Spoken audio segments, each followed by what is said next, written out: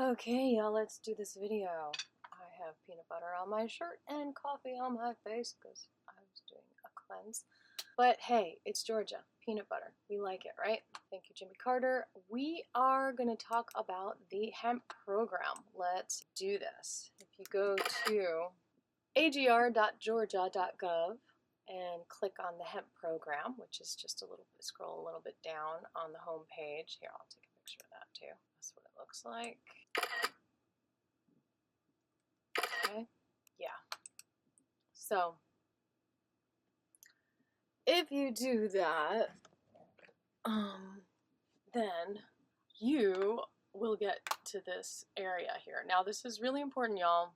We only have until Friday to give feedback, but I just want to read it out loud so y'all understand more about what we're giving feedback to. Because there's a lot of confusion with this whole thing, but here we go. Hemp program.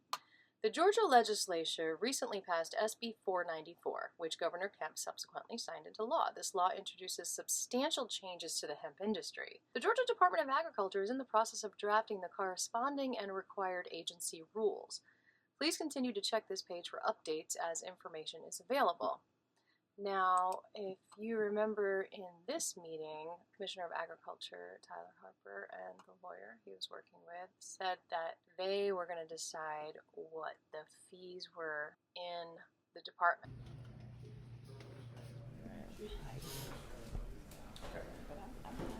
So on any of the fee structure, and if we need to have further discussion about what those tiers should be, we are open to having that conversation. I will say, though, any of that would have to be done through rule and reg, which is a public process through the Department of Agriculture, correct? And so those would be established in our rules and regs, which would be laid out through a public process, which requires a public hearing, which requires public input. No different than the process we have here. It's just done through an administrative process versus a legislative process.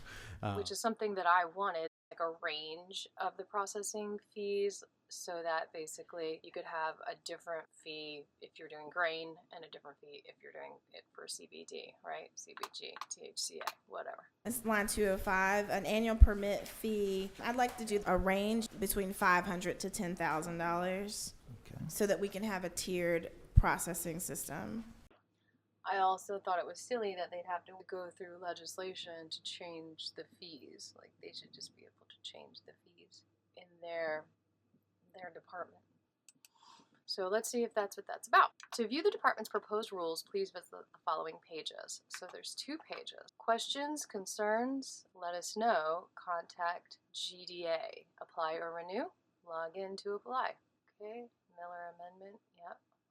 That one, right? Okay, so let's click on this Notice of Intent to amend, repeal, and adopt hemp and hemp product rules to all interested persons and parties. Pursuant to the official code of Georgia annotated blah blah blah blah, notice is hereby given that the Georgia Department of Agriculture will accept written comments regarding proposed amendments to and repeals of certain of its existing hemp rules. From 4032.1 to 4032.3 and the adoption of subjects 4032.4 and 4032.5, collectively the rules. The department will accept written comments from Thursday, August 8th, 2024. Wow, y'all, I'm way behind on this. I apologize. Until the close of business, 4:30 p.m. ET on Friday, September 6th. So we only have a couple days here. I'm going to be editing this video probably till 2 in the morning. Synopsis, main features, and differences. Synopsis. Hey, Kit Kat. The department seeks to amend, repeal, and adopt the rules to reflect the cumulative changes to the Georgia Hemp Farming Act. At the highest level, proposed changes amend and repeal existing general provisions in subject blah blah blah blah blah blah blah blah blah blah blah blah blah. Consumable hemp product wholesalers, retail consumable hemp establishments, and registered laboratories blah blah blah blah blah blah blah. The department expects the rules to be effective after adoption and appropriate filing with the Georgia Secretary of State. So not sure when that's going to be. Proposed amendments and repeals to subject reflect amendments, blah, blah, blah. It's not telling you what it is, it's just giving you the numbers on 494 to retain compliance with proposed changes. implement amendments, grower laboratory testing requirements, inspection requirements, all kinds of things over here. I really should be screen capturing this. Okay, let's do that. Hold on. Okay, so all this stuff you see, I'm scrolling down. Proposed amendments. Now I do have some videos up on USA Hemp Revival that talk, about the issues with 494. One of the main issues is they basically just lumped all this stuff in at the final witching hour of the legislative session, which did not pass out of committee this year. They took one that passed out last year, and that's how they were able to sneak it in. Adopt, identify license terms. So it's not telling us, like, the prices.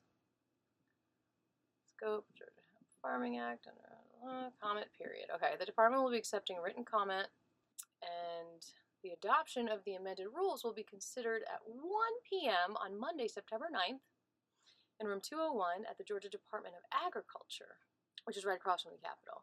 Write your written comments to Bruce Stanford. He's got an actual mailing address and an email address over here. Interested persons may call or submit a written request to obtain a copy of the proposed rule changes. Okay, let's get that. Another video coming. A copy of the synopsis and the proposed rule changes may be downloaded from the agriculture website. Okay, right there. It's this stuff.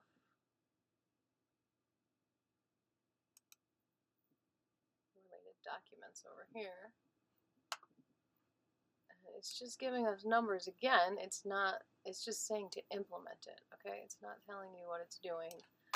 Why can't you just do it like we're 2 years old? Explain it to me like a 2-year-old, right? Didn't John Paul just say that in like Pulp Fiction or something? Tell me again about the hash bar. It's legal, but it ain't 100% legal. I mean, you just can't walk into a restaurant, roll a joint, and start puffing away. I mean, they want you to smoke in your home or certain designated places. It's legal to buy it. It's legal to own it. And if you're the proprietor of a hash bar, it's legal to sell it. It's legal to carry it, but that doesn't matter because get a load of this, all right? If you get stopped by a cop in Amsterdam, it's illegal for them to search you. Okay, rules of the department. Sale of hemp seed. I mean, we talked about what SB 494 does. It gives Tyler Hofer police power. Okay, so here it is. There's a lot here that you can comment on. I wish you luck. The method used for sampling must be sufficient at a confidence level of 95% that no more than 1% of the plant's sampled lot would exceed the total delta 9 THC concentration. The method used for sampling must ensure that a representative sample is collected that represents a homogeneous composition of the lot.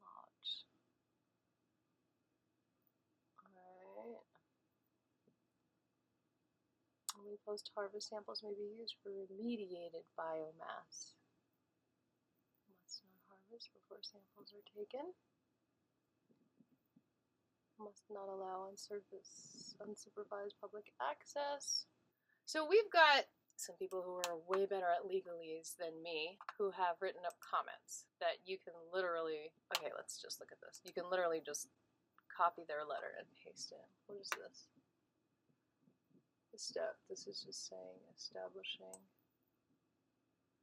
Okay, so these are the changes.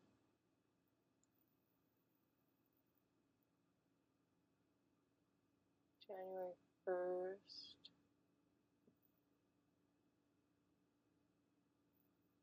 Here's the amendments. Yeah, I'm just passing on the word, y'all. My brain is an artist's brain, as you know. I just, like, all this seems like so controlling to me, like so weird, and like I don't even like categorizing my music, let alone this kind of stuff. But some people like this stuff, maybe you like it, I don't know. You can see that you can look at these documents.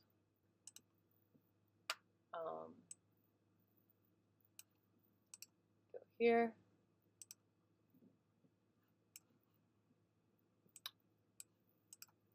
Okay.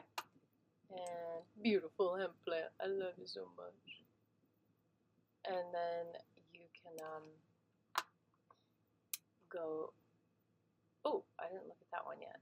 But if you go here and you scroll down, then you've got all these documents down here.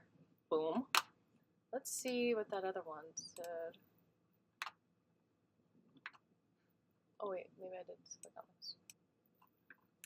So it doesn't, oh, this is like a nice little small one. Maximum serving size. So here they're giving you maximum serving sizes.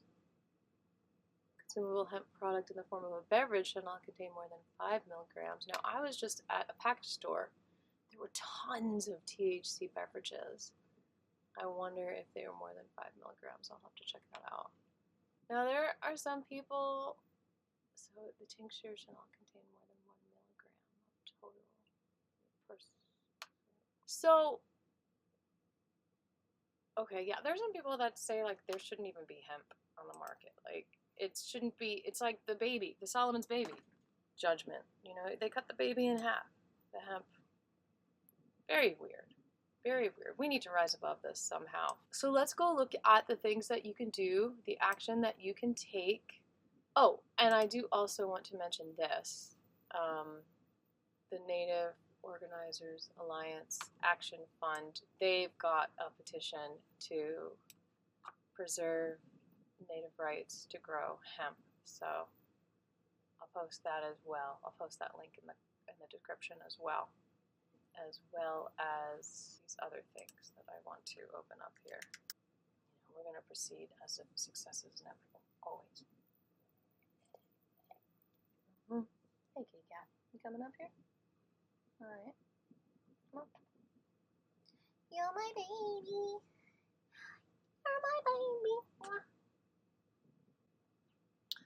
Okay, so now I just got up like that. Okay. We are going to... No, she's going for my coffee. You cannot drink coffee. That's not good for kitty cats. It's not good. Did you get coffee? Did you get coffee on you? Are you such a good girl? Are you Jack Herr reincarnated? Who are you? Are you my grandma? Okay, so we're going to Georgia Hemp Economic Revival Organization. Look at that. You got to join the group. Look at all those beautiful people. Okay, so let's first look at Americana Blunt. Americana Blunt liked this comment. Awesome Tennessee medicine woman. Urgent notice from the Georgia Medical Cannabis Society. This is Yolanda. Kind of shame. So basically, your voice matters. These are her issues with this bill. It bans the sale of hemp flower. We should be doing the opposite. We should be getting better flower. We should be growing our own. Right, Kitty Cat? Strict THC milligram limits. That's what I just read. Over-regulation of topicals. Okay. The new licensing compliance requirements would basically get rid of a lot of hemp farmers. Okay. So this is what they want to say. They want, this is a really reasonable request that you can write to the guy that you write to, calling on the Georgia Department of Agriculture to extend the grace period for the implementation of these regulations by 12 to 24 months. This extension is crucial to allow businesses the time needed to adapt to the new rules without suffering severe financial consequences. The current timeline does not provide adequate time for farmers and retailers to make the necessary adjustments, potentially leading to the closure of many small businesses and the loss of livelihoods across the state. What you can do, submit your public comment. We urge everyone who is affected by or concerned about these regulations to submit a public comment to the Georgia Department of Agriculture. Your voice can make a difference in shaping the future of the hemp industry in Georgia. Kitty Cat agrees. Below, we've provided sample letters that you can use to draft your comments. Feel free to personalize these templates to reflect your unique perspective. So here are the sample letters, and I will link to this in the description. Mr. Bruce Stanford. I'm writing to you as a hemp farmer who has invested everything into cultivating hemp in Georgia. The proposed regulations under SB 494 pose a significant threat to my livelihood and the future of my farm, which has been in my family for generations. The ban on hemp flower sales would remove my primary source of income, and the new THC limits on consumable hemp products could render my crops unsellable. The sudden implementation of these rules leaves me with little time to adjust, placing my entire operation in jeopardy. I'm urgently requesting a 12 to 24-month grace period to allow farmers like myself the time to adapt to these changes. The extension is crucial to prevent financial ruin and the loss of the land that has supported my family for decades. So if you're a farmer and this is true for you, you can write this, or you can say, hey, I'm writing because I want you to know what hemp farmers are going through, and then just change the words, right? LOVE.